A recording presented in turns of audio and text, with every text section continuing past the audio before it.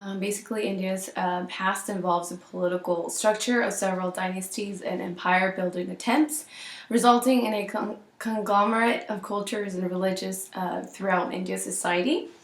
Hindu is a predominant culture among the majority in India and among American immigrants, as both a religion and language.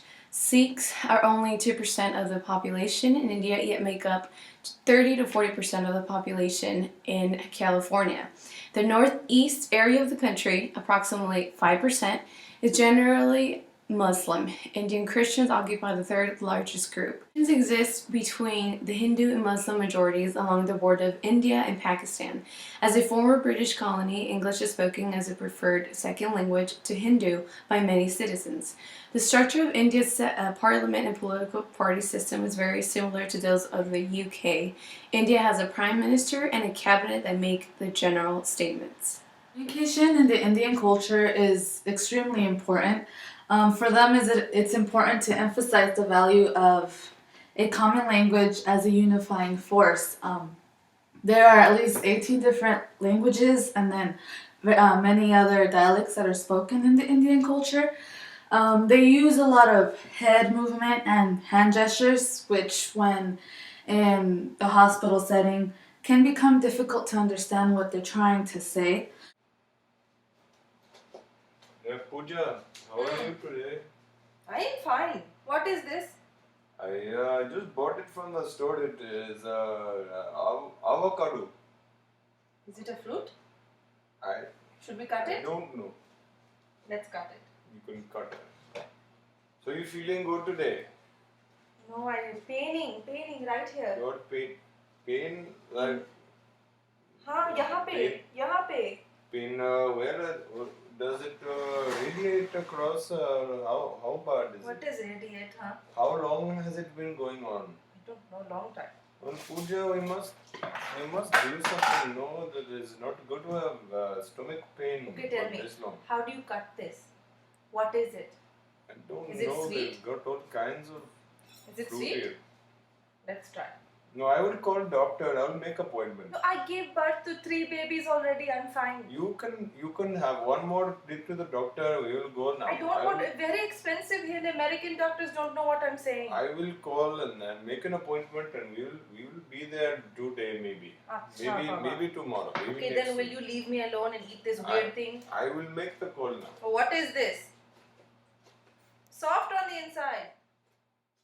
Culture really highly relates to how they live. So in India, it's a very vastly overpopulated place, and that plays into their perception of personal space, where when you have someone out of bed, when you have a sick family member, it's not uncommon for it to have all the family in there.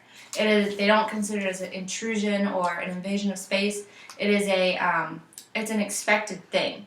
So it's important for healthcare professionals that we realize this, and so for us not to feel overcrowded and for the doctors not to feel overcrowded, that we find the person who is going to be giving their one-on-one care to that patient, and we relay most of that information to them, but at the same time including the whole family into care and realizing that the patient, for their optimum health, we need to include as much family as we can. Hindus with their time are past, present, and future oriented, meaning that they can focus on all different spectrums of time.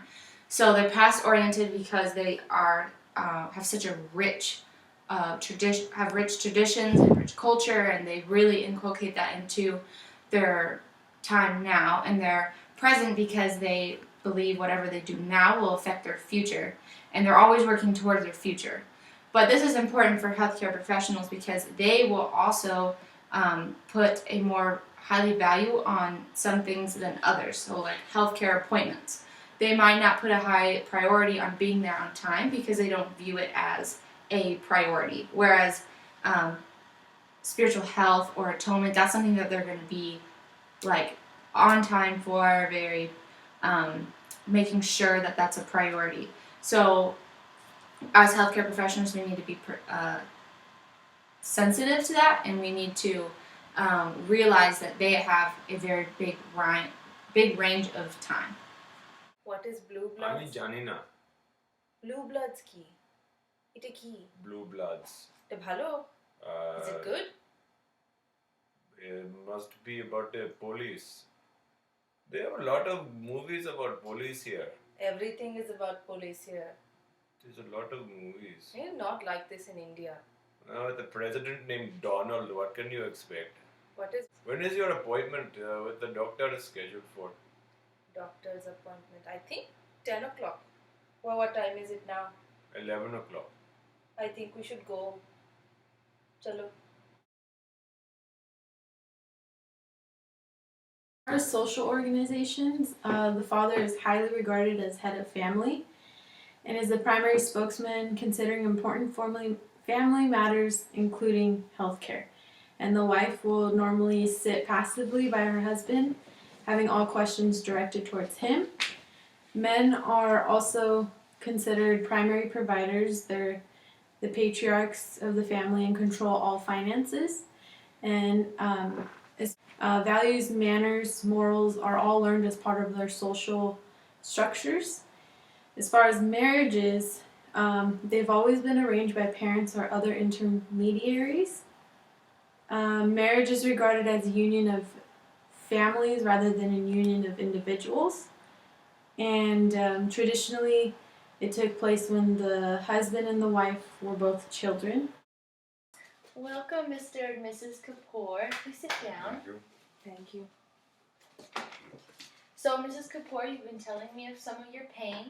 I'm just going to ask you a few more questions and just tell me how you're feeling. So, where exactly is the pain? The pain is right down here. The pain radiates through the middle and come to left side. Okay, and Mrs. Kapoor, when did this start? About 1 month ago. 1 month ago. Okay. On a scale of 0 to 10, 10 being the worst pain and 0 being no pain, how would you grade your pain? It's very bad, very bad. But what 10, 10, 10? 10 always. And that's how you feel? Okay. When was your last menstrual cycle? 2 weeks ago. About 2 weeks ago. And he's accurate with that? Okay. As the caste system, there's 4 Varas, which are 4 colors. There's the Brahmin, which is the priestly caste. There's the Kshatriya, which is the warrior caste. There's the Vaisyas, which is the trading and farming caste. And then there's the Asadra, which are the artisan caste. The Harijans, which are the untouchables, are handlers of slaughtered animals, garbage, and the dead.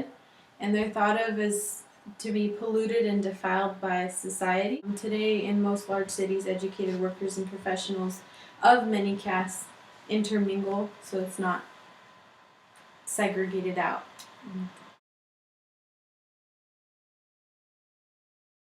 For the Indian culture, it is common for them to be lactose intolerant. It is believed to occur because of genetic selection to have inadequate levels of lactose.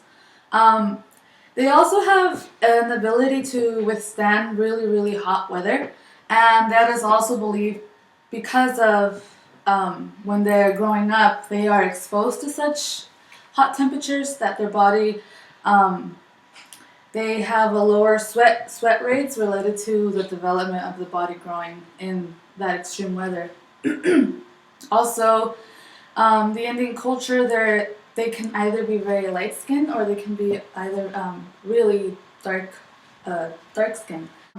So they also, the majority of them follow a very strict vegetarian diet. So in their plan of care, it is important to be able to accommodate their needs and be able to provide all the nutrients that they need.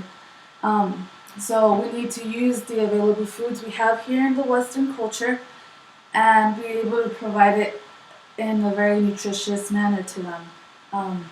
The nurses, they must be aware that the Hindu person may be reluctant to the use of Western foods. So, like I said, a dietitian or a nutritionist will be important to be included in their plan of care.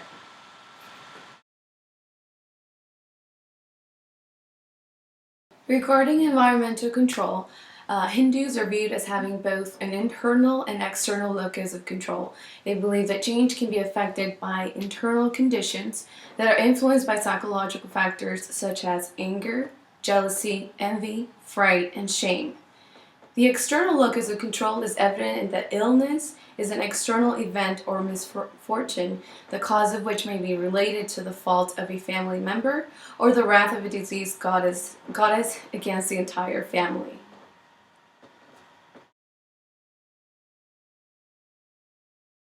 They have a very big variant spectrum. So they have one side where they think that they can control from within them what their health outcome will be. So whatever they strongly believe and whatever they can control in their mind is what will reflect on their health. And then there's the other side of that, which is called the Ayurveda, and it has 3 elements in it, which are the dosha, the dhatu, and the mala, and those elements have to be in balance for their health to be for optimal health.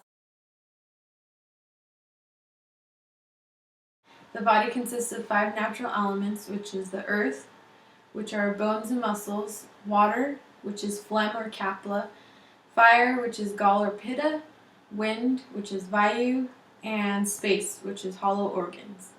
So water, fire, and wind interact in harmony to produce wellness. Illness is a result from an excess or deficiency of one of these elements, referred to as tridosha, and tridosha is the 3 troubles. Paranja deals with a pneumatic element circulating in channels, distributing humors and body fluids such as bile, blood, and phlegm throughout the whole body. And traditionally, a great deal of attention was devoted to the source of disease and hygienic prescription. Praying for health is considered one of the lowest forms of prayer, and it's preferred in the Indian culture to be stoic rather than pray for recovery. Regarding the healing methods of India, we'll be talking about it from a holistic perspective, religious perspective, and a way they use food as a healing method as well. So from a holistic perspective, Muslim Indians use heavy homemade mascara made from soot and ghee. Similar to Egyptian kohl, it is used in their newborn's eyes. A circle on the side of the eye is used to protect them from evil eye. From a religious perspective, concepts of Hinduism that are relevant to medicine, such as ahimsa, which means basically is a doctrine expressing belief in the sacredness of all living creatures and urging the avoidance of harm and violence. This is the reason why Hindus are traditionally vegetarian.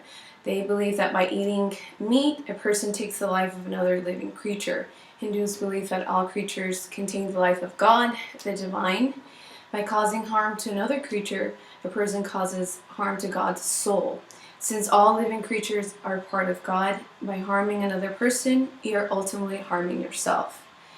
From a dietary perspective or healing method regarding food, Indian culture encourages increased intake of fat, particularly after giving birth.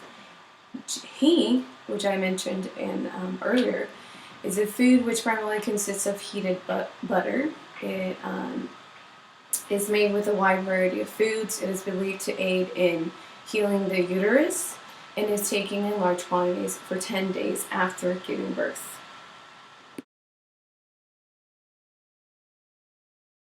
In Hinduism, they are polytheistic, so they believe in many gods and many goddesses, and they believe in the reincarnation and the law of karma. So if you do good, you get good. If you do bad, you get bad. As far as Christianity, we believe in one God, And when we pass, we either go to heaven or we go to hell. We don't come back as anything.